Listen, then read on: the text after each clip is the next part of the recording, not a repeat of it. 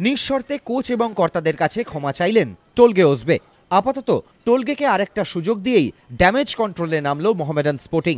মঙ্গলবার সকালে অনুশীলনের পরই কোচ এবং ফুটবলারদের সঙ্গে একপ্রস্থ বৈঠক করেন তিন কর্তা। সূত্রের খবর, এই বৈঠকেই কিছুটা কমেছে কোচ আজিজের সঙ্গে স্ট্রাইকার টোলগের সম্পর্কের বরফ। ডেম্পো ম্যাচে কোচ তাকে তুলে নেওয়ার পর অভব্য অঙ্গভঙ্গি করেন টোলগে।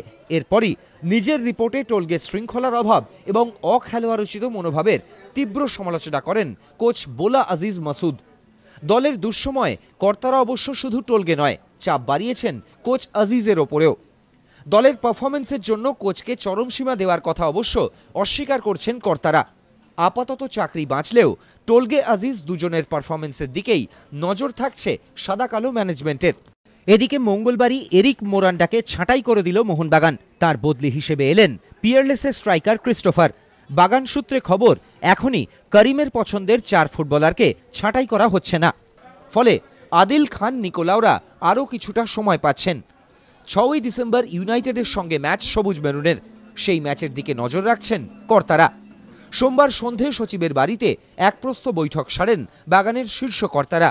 ওডাফা করিমের ভবিষ্যৎ নিয়েও আপাতত ক্লাবের ধীরে চলনীতি।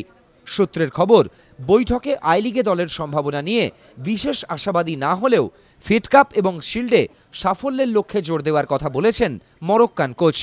প্রদীপ্ত গোস্বামী, এবিপি আনন্দ, কলকাতা।